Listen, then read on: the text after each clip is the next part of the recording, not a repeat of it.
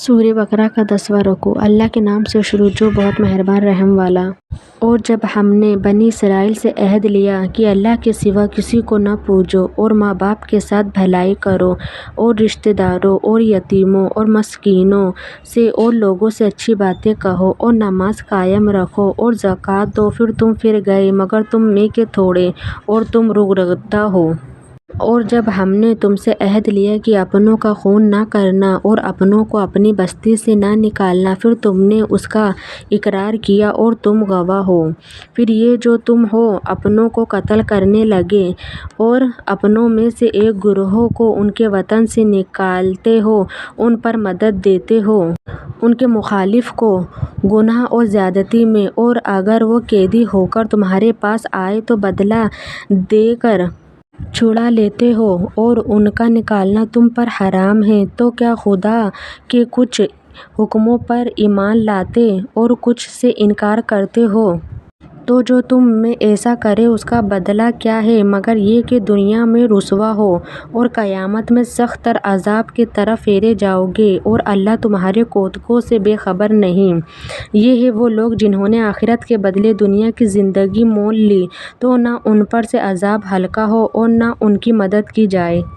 شان نزول۔ اللہ تعالیٰ نے اپنی عبادت کا حکم فرمانے کے بعد والدین کے ساتھ بھلائی کرنے کا حکم دیا۔ اس سے معلوم ہوتا ہے کہ والدین کی خدمت بہت ضروری ہے۔ والدین کے ساتھ بھلائی کے یہ معنی ہے کہ ایسی کوئی بات نہ کہے اور ایسا کوئی کام نہ کرے جس سے انہیں ایذا ہو، اور اپنے بدن و مال سے ان کی خدمت میں دریغ نہ کرے، جب انہیں ضرورت ہو ان کے پاس حاضر رہے۔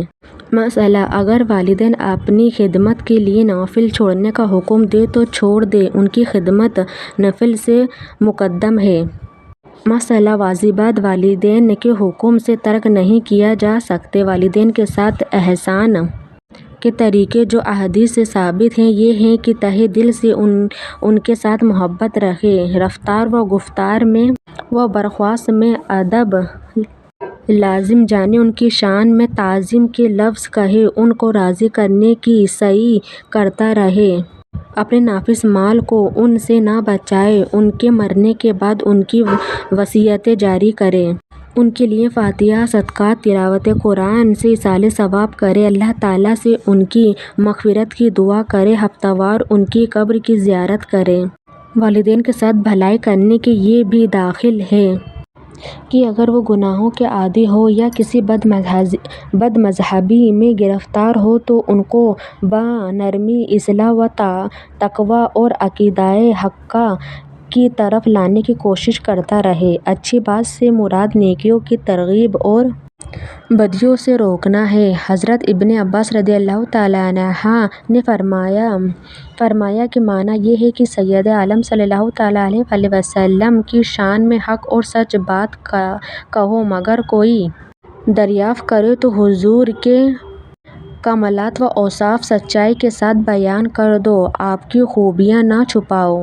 عہد کے بعد جو ایمان لے آئے مثل حضرت عبداللہ بن سلام اور ان کے اصحاب کے، انہوں نے تو عہد پورا کیا، اور تمہاری قوم کی عادت ہی اعراض کرنا اور عہد سے پھر جانا ہے۔ شان نزول۔ توریت میں بنی اسرائیل سے عہد لیا گیا تھا کہ وہ آپس میں ایک دوسرے کو قتل نہ کریں، وطن سے نہ نکالیں، اور جو بنی اسرائیل کسی کی قید میں ہو تو اس کو مال دے کر چھڑا لے۔ اس عہد پر انہوں نے اقرار بھی کیا، اپنے نفس پر شاہد بھی ہوئے، لیکن قائم نہ رہے اور اس سے پھر گئے۔ صورت واقعہ یہ ہے کہ نواحِ مدینہ میں یہود کے دو فرقے بنی قریظہ اور بنی نذیر سکونت رکھتے تھے، اور مدینہ شریف میں دو فرقے اوس و خزرج رہتے تھے۔ بنی قریظہ اوس کے حلیف تھے اور بنی نذیر خزرج کے، یعنی ہر ایک قبیلہ نے اپنے حلیف کے ساتھ کشمہ کشمی کی تھی کہ اگر ہم میں سے کسی پر کوئی حملہ آور ہو تو دوسرا اس کی مدد کرے گا۔ اوس اور خزرج باہم جنگ کرتے تھے، بنی قریظہ اوس کی اور بنی نذیر خزرج کی مدد کے لیے آتے تھے اور الف کے ساتھ ہو کر آپس میں ایک دوسرے پر تلوار چلاتے تھے بنی قریظہ بنی نذیر کو، اور وہ بنی قریظہ کو قتل کرتے تھے اور ان کے گھر ویران کر دیتے تھے، انہیں ان کے مساکین سے نکال دیتے تھے، لیکن جب ان کی قوم کے لوگوں کو ان کے حلیف قید کرتے تھے تو وہ ان کو مال دے کر چھڑا لیتے تھے۔ مثلا اگر بنی قریظہ کا کوئی شخص اوس کے ہاتھ میں گرفتار ہوتا تو بنی قریظہ اوس کو مالی معاوضہ دے کر اس کو چھڑا لیتے، باوجود اگر وہی شخص لڑائی کے وقت ان کے موقع پر آ جاتا تو اس کے قتل میں ہرگز دریغ نہ کرتے۔ اس فعل پر ملامت کی جاتی ہے کہ جب تم نے اپنوں کی خونریزی نہ کرنے، ان کو بستیوں سے نہ نکالنے، ان کے اسیروں کو چھوڑنے کا عہد کیا تھا تو ان کے کیا مانا کہ قتل و اخراج میں تو درگزر نہ کرو اور گرفتار ہو جائے تو چھڑاتے پھرو۔ عہد میں سے کچھ ماننا اور کچھ نہ ماننا کیا معنی رکھتا ہے؟ جب تم قتل و اخراج سے باز نہ رہے تو تم نے عہد شکنی کی اور حرام کے مرتکب ہوئے اور اس کو حلال جان کر کافر ہو گئے۔ مثلا اس آیت سے معلوم ہوا کہ ظلم و حرام پر امداد کرنا بھی حرام ہے۔ مثلا یہ بھی معلوم ہوا کہ حرام قطعی کو حلال جان کر کفر ہے۔ مثلا یہ بھی معلوم ہوا کہ کتاب الہی کے ایک حکم کا نہ ماننا بھی ساری کتاب کا نہ ماننا اور کفر ہے۔ فائدہ اس میں یہ تنبیہ بھی ہے کہ جب احکام الہی میں سے بعض کا ماننا بعض کا نہ ماننا کفر ہوا تو یہود کا حضرت سید انبیاء صلی اللہ تعالیٰ علیہ وسلم کا انکار کرنے کے ساتھ حضرت موسیٰ علیہ السلام کی نبوت کو ماننا کفر سے نہیں بچا سکتا۔ دنیا میں تو یہ رسوائی ہوئی کہ بنی قریظہ سن 3 ہجری میں مارے گئے، ایک روز میں ان کے 700 آدمی قتل کیے گئے تھے اور بنی نذیر اس سے پہلے ہی جلا وطن کر دیے گئے۔ حلیفوں کی خاطر عہد الہی کی مخالفت کا یہ وبال تھا۔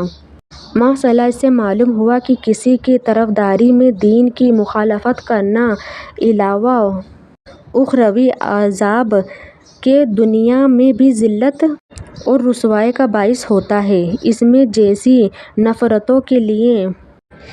جیسی نافرمانوں کے لیے وعید شدید ہے کہ اللہ تعالیٰ تمہارے افعال سے بے خبر نہیں ہے، تمہاری نافرمانیوں پر عذاب شدید فرمائے گا۔ ایسا ہی اس آیت میں مومنین و صالحین کے لیے مژدہ ہے کہ انہیں اعمال حسنہ کی بہترین جزا ملے گی۔